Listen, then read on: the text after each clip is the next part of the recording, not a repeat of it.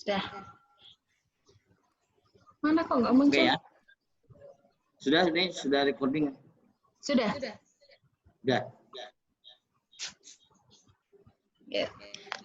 Baik, bismillahirrahmanirrahim. Assalamualaikum warahmatullahi wabarakatuh.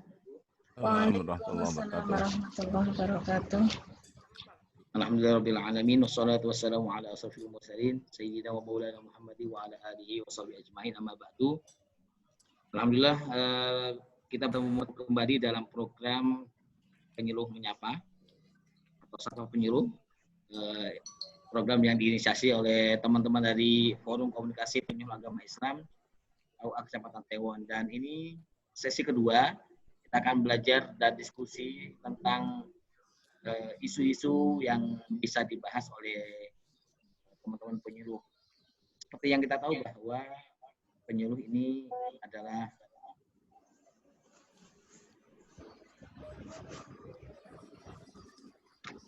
kita perlu banyak belajar dan alhamdulillah malam ini kita sudah hadir di tengah-tengah kita ada Bu pada malam ini. Putus-putus ya Pak Jamil suaranya. Ya. Iya, putus-putus. Oke, saya lanjutkan. Malam ini kita sudah narasumber yang akan membahas tentang materi bab munakahat atau perkawinan, yakni Bu Nurul Aini.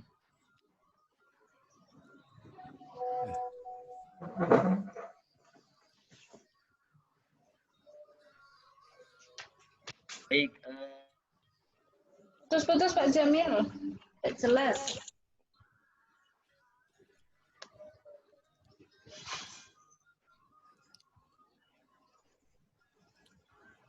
yang malam ini sih dengan Bu Nurul Aini.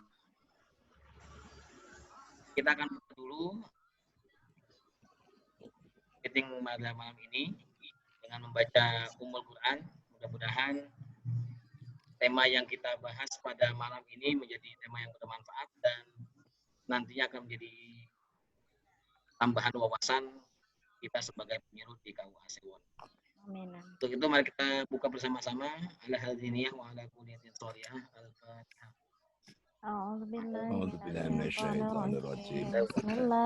Bismillahirrahmanirrahim. Alhamdulillahi rabbil alamin. Arrahmanirrahim. Maliki yaumiddin. Iyyaka na'budu wa iyyaka nasta'in. Ihdinas siratal mustaqim. Siratal ladzina an'amta 'alaihim ghairil maghdubi 'alaihim waladdallin. Baik, alhamdulillah. Mohon maaf kalau sinyal atau suara saya putus-putus, mungkin karena wifi-nya kurang mendukung ya. Tetapi suara Bu Nurul Aini dan Pak Roni sangat jelas di tempat kami seperti itu.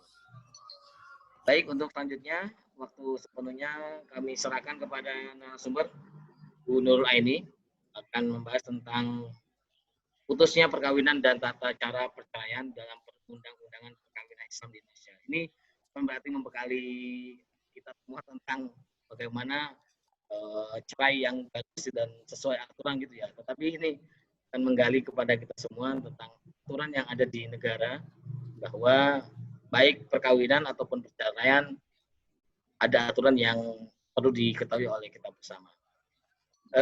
Nanti kurang lebih 10 menit mungkin 10 sampai 20 menit Bu Nurul Aini akan mempresentasikan. Setelah itu kita tanggapi bersama-sama. Pada Bu Nurul kami silakan. Oke, terima kasih pada Pak Jamil yang telah membuka diskusi pada malam hari ini. Alhamdulillah diberi kesempatan untuk berdiskusi bersama mengenai tema yang sama dengan diskusi sebelumnya, yaitu tentang perceraian, ya, berawal dari pengalaman Pak Roni yang telah membimbing Pak Sutri yang akan bercerai, dan alhamdulillah Pak Roni bisa sukses untuk mediasinya. Berangkat dari situ maka timbullah ghirah untuk kita membahas lebih dalam lagi, karena fenomena putusnya perkawinan itu sangat tinggi akhir-akhir ini. Jadi cukup memprihatinkan, makanya kita perlu membekali diri kita dengan ilmu-ilmu yang berkaitan dengan putusnya perkawinan.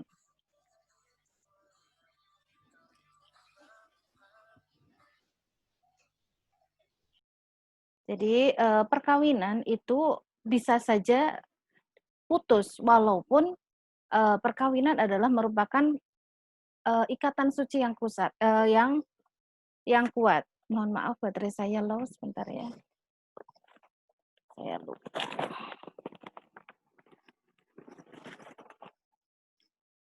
Bentar, iklan.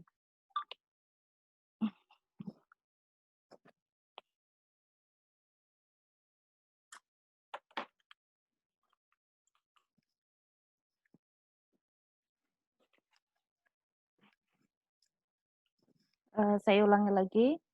Walaupun perkawinan merupakan akad yang sangat kuat atau perikatan yang sangat kuat, itu bisa saja putus jika memang terdapat hal-hal yang dipandang bisa membuat putusnya perkawinan itu, atau banyak menimbulkan madarat bagi pasangan di dalam perkawinan itu. Dan tentang putusnya perkawinan itu telah dibahas di dalam fikih, baik itu fikih klasik maupun fikih kontemporer, dan juga di dalam undang-undang perkawinan yang ada di Indonesia. Adapun undang-undang yang dipakai di Indonesia yang utama adalah Undang-Undang Nomor 1 Tahun 1974 tentang perkawinan, dan peraturan pelaksanaannya yaitu PP Nomor 9 Tahun 75. Itu yang menjelaskan tentang Undang-Undang Nomor 1 itu. Jadi pelaksanaannya ada terperinci di dalam PP. Kemudian ya, KHI juga membahas lebih dalam lagi ya. Adapun KHI itu termasuk impres ya, bukan undang-undang. Namun dijadikan salah satu acuan atau peraturan hukum yang dijadikan acuan oleh para hakim di pengadilan agama. Nah, kita ulas sedikit tentang pengertian talak dalam perspektif fikih. Al-Jaziri mengatakan bahwa talak adalah lepasnya ikatan perkawinan atau halil qaid, atau bisa disebut juga dengan lepasnya ikatan dengan menggunakan kata-kata yang ditentukan. Jadi kata-katanya itu tertentu, tidak asal redaksinya itu tidak asal semaunya sendiri. Sedangkan menurut Sayyid Sabiq, talak adalah sebuah upaya melepaskan ikatan perkawinan, selanjutnya mengakhiri hubungan perkawinan itu sendiri. Dan menurut Al-Sarakhsi, talak itu hukumnya diperbolehkan hanya dalam keadaan darurat, baik itu atas inisiatif istri ataupun inisiatif suami. Dalam istilah fikih, talak dari atau perceraian dari inisiatif suami disebut talak, dan dari inisiatif istri disebut khulu. Adapun hadis Nabi tentang talak ya adalah abghadul halali ilallah ta'ala at-talaq. Sesungguhnya perbuatan yang halal namun dibenci Allah adalah at-talaq. Nah, dalam fikih itu mayoritas membagi sebab-sebab perceraian itu ada 4. Terjadinya nusus dari istri, terjadinya nusus dari suami kepada istri, yang ini mungkin kadang dipandang sebelah mata ya, sing nusus ya mong wong wedok, padahal bisa saja suami itu nusus kepada istri. Dan yang ketiga adalah syikok atau percekcokan. Ini yang menjadi sebab terbesar yang ada di Indonesia adalah syikok ini. yaitu percekcokan. Jadi ketidakcocokan pendapat dan lain sebagainya antara suami dan istri yang menimbulkan pertengkaran yang terus-menerus dan mengakibatkan putusnya perkawinan. Dan yang keempat adalah zina. Zina ini nanti bisa diputuskan oleh pengadilan dengan cara membuktikan bahwa pasangannya itu benar-benar berzina. Nah, untuk aturan putusnya perkawinan dalam Undang-Undang Perkawinan atau Undang-Undang Nomor 1 Tahun 74 itu diatur dalam bab 8 ya, dimuat mulai dari pasal berapa ini? Mulai dari pasal 38 sampai dengan pasal 41. Nah, bisa dilihat di sini tentang putusnya perkawinan itu bisa disebabkan karena 3 hal, yaitu kematian, perceraian, dan keputusan pengadilan. Nah, kematian atau cerai mati itu juga itu adalah hal yang tidak bisa kita hindari, itu mutlak karena keputusannya Allah. Dan itu membuat perkawinan putus. Yang kedua, putusnya perkawinan juga bisa disebabkan oleh perceraian. Itu jika perceraian itu diajukan atas inisiatif suami, maka disebut dengan permohonan talak. Perceraian atas inisiatif istri disebut dengan gugat cerai, ya, gugatan perceraian. Dan yang ketiga, atas keputusan pengadilan. Nah, ini keputusan pengadilan, ini sebabnya macam-macam. Bisa mungkin karena di belakang hari setelah terjadinya perkawinan terdapat hal-hal yang menimbulkan haramnya pernikahan itu. Misalnya setelah diteliti ternyata masih ada hubungan mahram. Nah, maka terjadilah adanya pembatalan perkawinan yang bisa dilihat dalam bab selanjutnya dalam undang-undang ini, yaitu bab 9, itu bisa dilihat tentang batalnya perkawinan itu sebab-sebabnya apa saja. Dan itu juga membuat putusnya perkawinan karena adanya keputusan dari hakim di pengadilan. Tentang tata cara perceraian bisa dilihat ya mulai dari dari bab 5. Saya pindahkan ke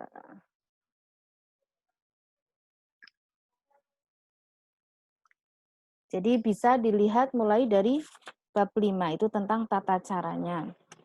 Adapun dalam Undang-Undang Nomor 9 Tahun 75 itu dijelaskan tentang alasan-alasan. Itu menjelaskan dari pasal 38 ya, dari pasal 38 Undang-Undang Perkawinan itu dijelaskan dalam pasal 19 PP nomor 9 tahun 75. Itu alasannya rinci sekali di sini ya. Saya share lagi di mana tadi?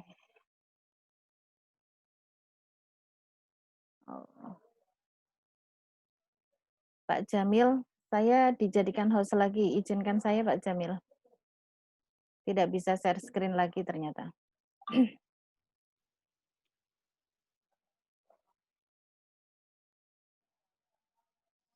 Jadi dalam pasal 19 itu disebutkan tentang sebab-sebab atau alasan-alasan, ya, alasan-alasan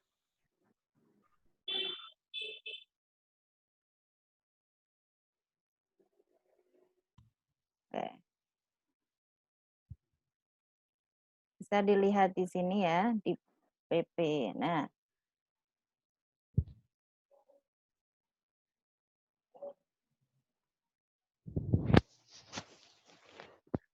di dalam peraturan pemerintah itu ya dijelaskan lebih rinci sekali ya daripada di Undang-Undang Perkawinan. Itu bisa dilihat mulai dari pasal ini sebelumnya nih. Nah,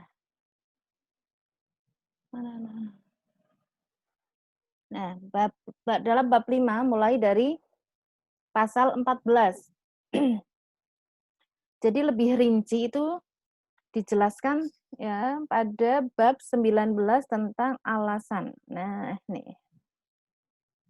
Perceraian itu dapat terjadi karena alasan yang pertama, salah satu pihak baik suami atau istri itu berbuat zina atau menjadi pemabok, pemadat, penjudi dan lain sebagainya. Ini yang dinamakan yang tadi dalam istilah fikih itu fahisyah. Jika salah satu melakukan fahisyah, maka itu boleh menjadi alasan untuk mengajukan perceraian. Yang kedua adalah salah satu pihak meninggalkan pihak lain selama 2 tahun berturut-turut tanpa izin pihak lainnya dan tanpa alasan yang sah atau karena hal lain yang di luar kemampuannya. Jadi 2 tahun berturut-turut tidak memberikan kabar, tidak ada memberikan nafkah bagi suami ya. Nah, itu bisa menjadikan alasan. Dan ini juga sudah disebutkan dalam ta'liq talak. Yang ketiga yaitu salah satu pihak mendapat hukuman 5 tahun penjara, 5 tahun atau hukuman yang lebih berat dari itu ya setelah perkawinan itu berlangsung. Ini nek bagi suami ya bisa seperti halnya istilah sudah jatuh tertimpa tangga pula. Wis di penjara dicereke bojone, tapi itu ya hak dari pasangannya. Yang keempat adalah salah satu pihak melakukan kekejaman atau penganiayaan berat, KDRT ya. Yang kelima, salah satu pihak mendapat cacat badan atau penyakit dengan akibat tidak dapat menjalankan kewajibannya sebagai suami atau sebagai istri. Dan yang terakhir adalah antara suami istri terus-menerus terjadi perselisihan atau percekcokan dan pertengkaran yang tidak ada harapan untuk rukun kembali. Nah, ini sering sekali menjadi alasan untuk para pasutri untuk mendaftarkan diri di pengadilan agama. Ini adalah alasan yang terakhir. Dan selanjutnya juga banyak sekali ya yang menjelaskan tentang bagaimana tata cara, nanti bisa teman-teman buka sendiri di PP nomor 9 tahun 75, ini perlu juga ya diketahui supaya dalam kita ketika ada pasutri yang ingin menikah, ingin bercerai, maka akibatnya itu apa saja di sini semuanya sudah diatur. Tidak perlu saya ini ya, nanti bisa dibaca sendiri. Yang perlu didiskusikan pada hari ini adalah menurut saya bagaimana peran kita ya peran kita sebagai mungkin lebih ke peran konsultatif ya, kita sebagai seorang penyuluh, tapi dan kita juga menguasai tentang hukum acara, ya tidak menguasai ya tahulah tentang hukum acara. Hukum acara, ketika pasutri itu mengajukan perkara ke pengadilan, nanti konsekuensinya akan seperti ini, seperti ini, seperti ini. Nah, maksud dari saya mengajukan tema ini adalah itu. Jadi kita paling tidak kita mengerti, oh yang namanya cerai gugat itu apa sih? Di mana ketika pasutri itu sedang berselisih, mengajukan perceraiannya itu di mana? Yaitu di wilayah termohon atau di wilayah penggugat. Kalau itu dari inisiatif suami, maka di wilayah termohon atau di wilayah istri. Istri dalam posisi talak kan menjadi termohon, dalam posisi cerai gugat menjadi penggugat. Istilah itu sering sekali disebutkan dalam putusan pengadilan ya, penggugat, tergugat, dan penggugat. Kalau tergugat itu sama halnya dengan suami.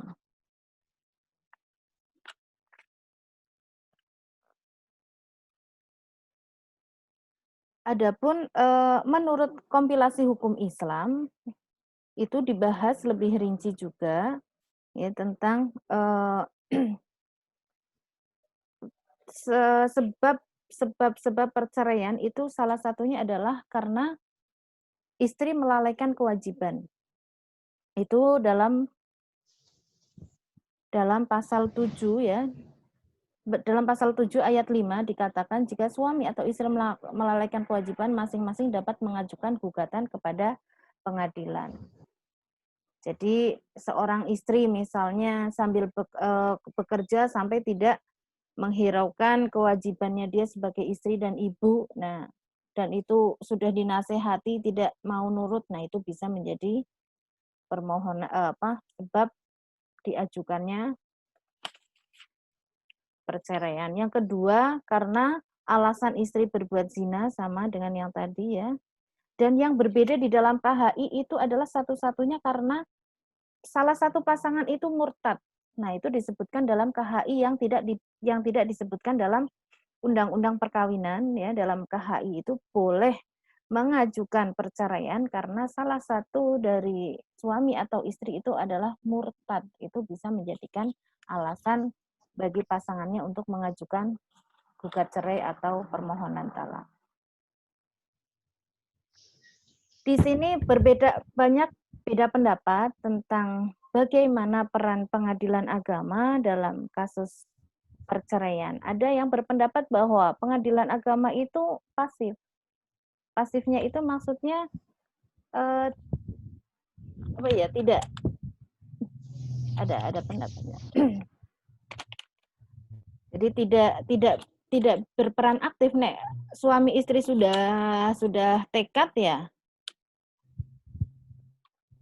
Tidak bisa Nah, jadi pengadilan dalam jadi hanya berperan memberikan izin saja dan menjadikan saksi. Jadi yang bercerai itu sudah tidak ada kecocokan antara suami dan istri, maka dibawa ke pengadilan ya supaya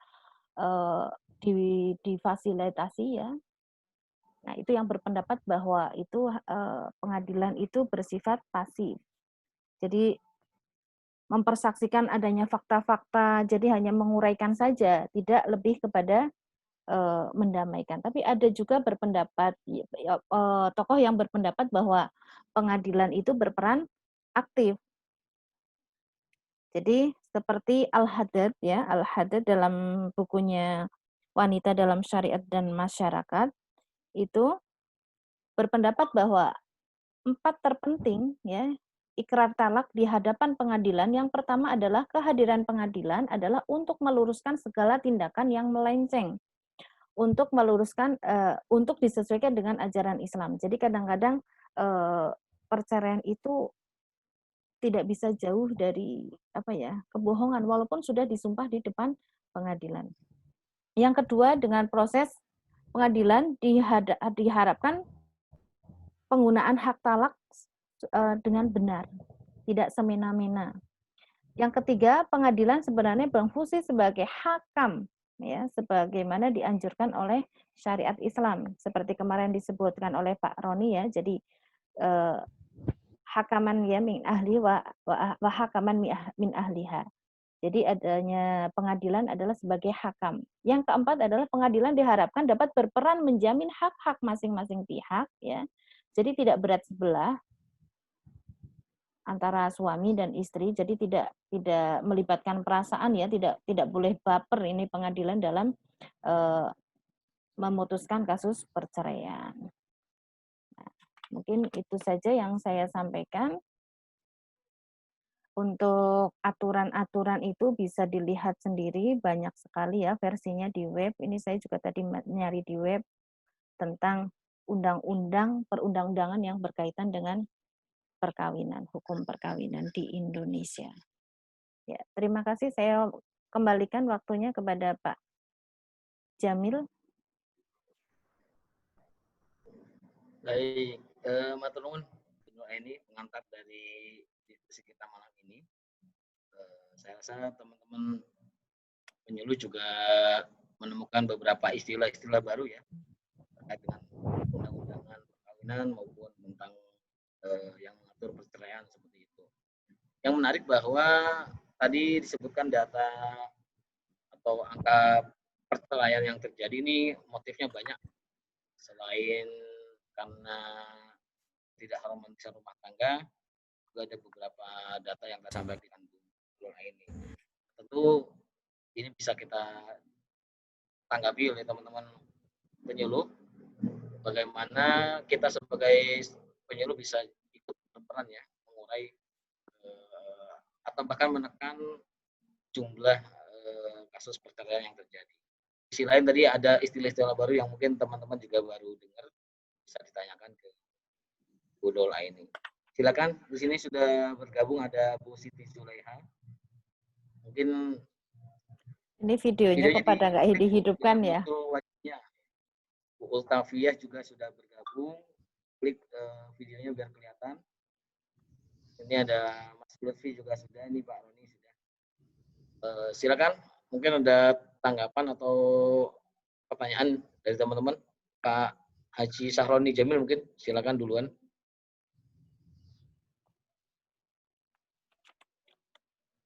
Ya, terima kasih. Masuk ya suaranya. Masuk sekali, jelas banget. Padahal suaranya Pak Jamil putus-putus sih. Ya, terima kasih. Tadi sudah disinggung oleh Bu Nurul tentang tugas kita sebagai penyuluh. Saya lebih memfokuskan di situ. Jadi apa namanya? Di setiap kesempatan kita bisa dalam beberapa forum menyampaikan tentang keresahan kita bersama tentang tingginya perceraian. Maka memang perlu penyuluhan atau perlu sebelum nikah itu memang perlu pembekalan untuk calon-calon manten. Maka sebenarnya ada tulisan baik di bukunya Pak Kiai Henry Sutopo itu tentang pernikahan itu harus siap kecewa. Dan itu harus dipahamkan. Nah, anak-anak muda, ya mungkin kita dulu juga begitu. Artinya ketika saya masih muda, Pak. Ya, manten anyar lah, manten anyar. Itu ngertine pokoke wong dadi manten isine mau penak tok. Padahal setelah perjalanan itu banyak sekali hal-hal yang mungkin ya dalam tanda petik ya banyak di luar dugaan, tapi di luar dugaan itu ada yang menyenangkan, ada yang ini video ini siapa yang kebalik itu? Mbak Ul. Ada yang menyusahkan. Ini kok bisa kebalik gimana itu Bu Ul? Oke, saya kira itu. Ini mungkin ya karena sudah ada pusaka sakinah, perlu nanti kita jabarkan dan kita sering diskusi tentang beberapa hal. Bahwa memang di dalam perjalanan pernikahan itu tidak selamanya mulus-mulus saja dan selamanya semuanya menyenangkan. Tetapi dalam perjalanan itu yang harus ditanamkan. Jadi ketika ada persoalan itu tidak kaget bagi pasangan-pasangan muda terutama. Pasangan tua aja kalau tidak bisa mengelola tidak bisa mengelola konflik juga bisa berbahaya juga dan itu juga terbukti bahwa banyak juga pasangan yang sudah puluhan tahun menikah nyatanya juga bercerai bukan karena hal-hal yang disampaikan Bu Nurul tadi, misalnya murtad, kemudian mau dilakukan, bukan itu, tapi itu kan yang syar'i ya. Itu kan yang syar'i. Itu yang syar'i itu. Ternyata memang persoalannya macam-macam ya. Persoalannya macam-macam seperti yang saya sampaikan kemarin. Jadi saya hanya ingin menyoroti bahwa kita punya tugas memberikan pembekalan. Ini yang sangat penting walaupun itu tidak jaminan 100%, tapi minimal kita sudah ikhtiar memberikan modal pembekalan kepada calon-calon manten. Saya kira itu dulu. Ya, kalau saya tambah sedikit. Saya kalau memang mencermati pasal-pasal, saya itu orangnya enggak begitu, ya enggak begitu hafal. Baru mau coba sesuk sali pasal-pasal ngomong nih. Tapi, itu saya ya kita perlu tahu sih. Iya, memang kita nanti saya share versi PDF-nya. Mungkin suatu saat kita membutuhkan. Jadi apakah? Jadi kan misalnya ada yang tanya, piye carane nek arep cerai? Nah itu dan nanti kayak poin-poin tertentu aja Bu. Mungkin jadi tuh dulu, monggo. Jadi ya, sekarang baik. Itu. Terima kasih Pak Roni. Karena belum masuk ke pertanyaan ya Pak Roni tadi lebih ke tambahan tadi ya. Mungkin Lutfi ada pertanyaan sebelum nanti ditanggapi Bu Nurul. Sing manten rada anyar wi Mas Lutfi wi. Ada pertanyaan? Di unmute dulu, di unmute. Bu Tafia, silakan kalau ada pertanyaan. Bisa lewat Zoom meeting langsung atau di ya bisa. Bu Nurul ini menanggapi tadi yang Pak Roni tambahkan. Saya mungkin juga sedikit bertanya terkait dengan hak gonogini ya. Ini adakah di undang-undang yang Bu Nurul sampaikan ke kita yang mengatur tentang hak gonogini ya? Biasanya itu jadi masalah ketika pasca cerai itu ya. Akan sampai ada yang berurusan dengan kepolisian misalnya yang sering terjadi, saya mengamati di berita seperti itu. Mungkin ada apa namanya terkait dengan gonogini yang bisa dijelaskan ke kita Bu. Oh, ada Karena, banget. iya kalau orang kaya kalau dia pasangan gitu kan katanya misalnya. Apakah juga di undang-undang ada yang mengatur seperti itu? Kok tinggal 2 menit waktunya? Nah ini dalam 2 menit. Langsung Nanti bisa masuk lagi sih, Nek, kalau mau masih Oh masih berlanjut. bisa. Ya. Nanti keluar, kalau udah keluar nanti terus Bu, pencet lagi. Diperpanjang. Iya, pencet lagi. Terkait dengan juga di undang-undang perayaan itu dibahas atau tercantum juga. Ada Pak. Pak Jamil. Tentang hak gonogini. Gonogini itu apa toh? Gonogini adalah harta yang ada setelah perkawinan. Ini sering terjadi ya. Kemarin saya ada konsultasi via online juga, orang Bandung. Kok hilang suaranya? Hilang suaranya? Hilang suaranya hilang. Kemana ya hilangnya ya? Apa karena habis waktunya? Oh yes, sebentar lagi habis. Muncul suara. Nanti terus Suaranya Pak Roni kedengaran. Jenengan ya jelas, Bu Ul juga jelas suaranya, tapi kok Mbak Nurul hilang? Suaranya Bu Nurul hilang. Nurul hilang. Ayo kita cari bareng-bareng. cari. Kenapa ya? Karena hostnya yang kehabisan waktu mungkin. Halo. Ini halo. Nggak dengar. Oh, itu Bu Nurul juga nggak bergerak. Ini Mas Sultan juga sudah bergabung. Nanti Mas Sultan akan tanya. Kok Bu Ul juga hilang lagi? Ini kayaknya sinyal ini ya. Suara saya muncul nggak, Pak?